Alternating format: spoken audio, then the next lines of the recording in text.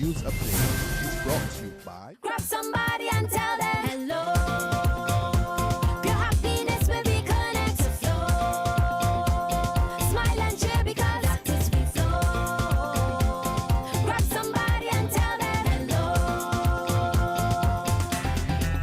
With your hands in the air, hands in the air, hands in the air, hands in the air. This is how we flow, yeah. Grab somebody and tell them this is how we flow. Pure happiness will be connect to flow.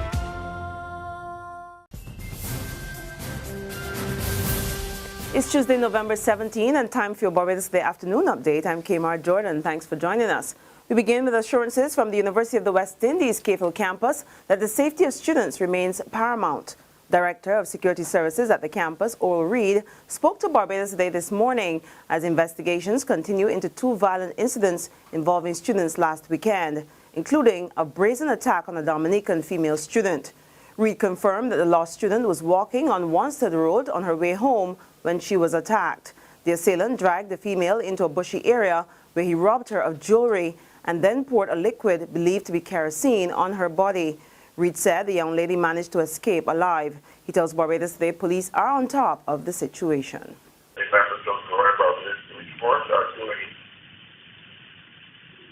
all that they can in terms of increased patrol and in terms of their investigation to apprehend these persons who are involved in this.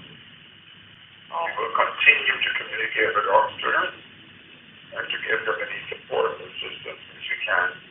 And also, this support will include dropping them to their homes, transporting them to their various residents. They should call on us. Reid also confirmed that two international students were attacked on a beach this weekend. He said police have arrested a man in connection with the crime and investigations are continuing. Reid is advising students to remain vigilant at all times. Take appropriate action to avoid situations similar to the ones that have occurred. We believe that students have some responsibility for their personal safety. And so we advise them through literature and through organized talks and discussions how best to secure themselves when they are moving around the campus. Because you should know that none of these incidents have occurred on campus. Our challenge is with students that are moving around the campus, going to their various homes and so on. In other news this Tuesday, 75-year-old Marcelle Smith is to be laid to rest next Friday. Smith of Farm Road, St. Philip, who went missing on October 13, was found dead in a ravine at Halton Plantation, St. Philip, weeks later. An autopsy revealed that Smith died from strangulation. The funeral will take place at St. Patrick's Roman Catholic Church on Gemmitt's Lane, St. Michael. Cheris Ricardo Omar Ince of Nursery No. 2, St. Philip, has been charged with her murder. He's expected to reappear in court on December 2nd. To political happenings now, it's a tragedy. That's how former Prime Minister Owen Arthur has described the public squabble between Dr. Maria Agard and the opposition Barbados Labour Party. Arthur, who quit the BLP more than a year ago and went independent, says the opposition party should look to settle the matter privately and not allow the issue to play out in public. The Barbados democracy and the progress and the stability of the country requires two strong, vibrant institutions that project their own capabilities to manage their affairs and to manage the country's affairs. And that is what is not happening. I will not comment upon what is happening in the Barbados Labour Party in an effort to be fair to the party. The party needs to take its affairs out of the public domain and show that it can manage its affairs. The country is going through very turbulent times, and when a ship is on rough and turbulent seas, the people on the ship will want the ship to find a safe harbor. The Barbados Labour Party must offer the people of Barbados the reality and the appearance of a safe harbor. And that is not what is happening. It's a tragedy. The Christchurch West MP made her way into Parliament this morning. Dr. Agard, who's preparing to face the National Council of the BLP on Sunday on 9 charges, stayed clear of commenting on the situation. She told Barbados Today she was at Parliament to do the people's business, and she feels great. Meantime, an opposition MP is not happy with the government's handling of the island's parliamentary affairs. St. James North MP Edmund Hinkson is concerned about the number of parliamentary sittings this year. He says by law, the House of Assembly should sit more than 40 times a year, but he says Parliament has only met for half of that. Good to be back in Parliament today to do the people's business. What is of concern to me, though, on that issue is that this is only, by my reckoning, the 23rd time that Parliament will be meeting this year. Under the standing orders, Parliament is supposed to meet between 40 and 45 times each year. And therefore, what should be of concern to the public as well is the infrequency with which Parliament is being called, obviously by the government of Barbados, to do the people's legislative business. There's regional and international news after this short break. Secure your future, be financially strong. Since 1983, we have been there for you. A smart range of products, great tax benefits. We're the solution to your hopes and your dreams. The Barbados Workers Union Cooperative Credit Union. The Barbados Workers Union Cooperative Credit Union. Humble beginnings to smart loans, smart savings. Save smart and borrow smarter, that's the move for me. Stability, prosperity, we're the solution to your hopes and your dreams. The Barbados Workers Union Cooperative Credit Union. The Barbados Workers Union Cooperative Credit Union. To the regional news now, history is in the making in St. Kitts and Nevis this morning.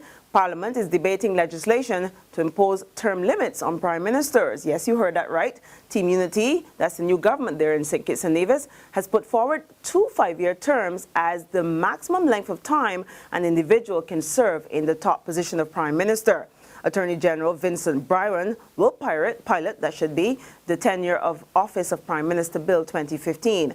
The legislation is in keeping with a promise made by the Timothy Harris-led administration during the election campaign back in February. In August last year, the Trinidad and Tobago Parliament passed similar legislation imposing a 2-year term limit for prime ministers.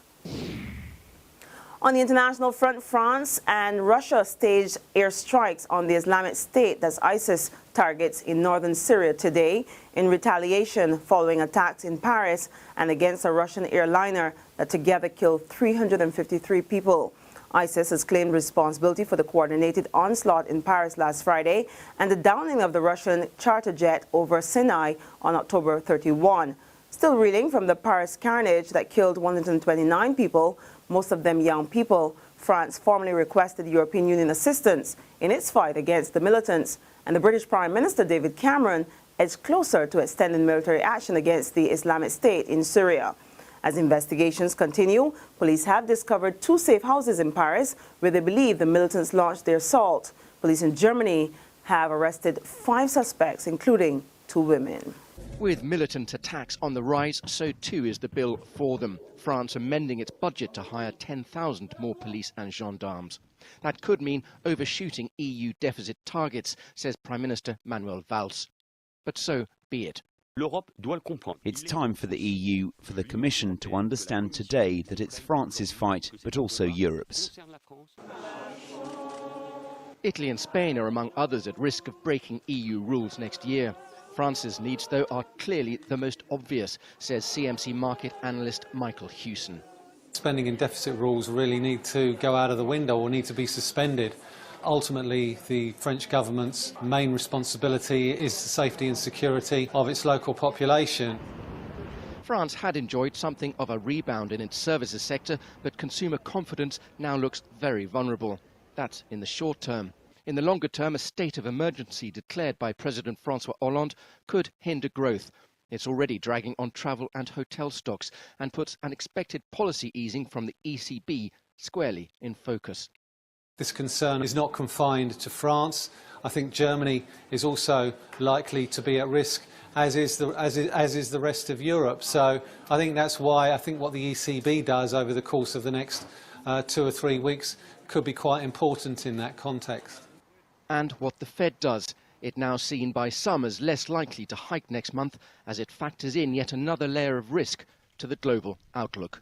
And on that note, we end our afternoon update, but there's more news and sports online at www.barbadostoday.bb. You can also subscribe to our e-paper or email updates, or better yet, you can like us on Facebook. You can also catch us if you're moving around Barbados today on Izumi Media in a bus terminal, or Screenplay in a supermarket or a gas station near you. Also tune in to channel 101, that's on Flow TV, or Mix 96.9 FM for all the very latest news and sports. I'm Kmar Jordan. Have a fabulous afternoon, and we'll see you again later on today.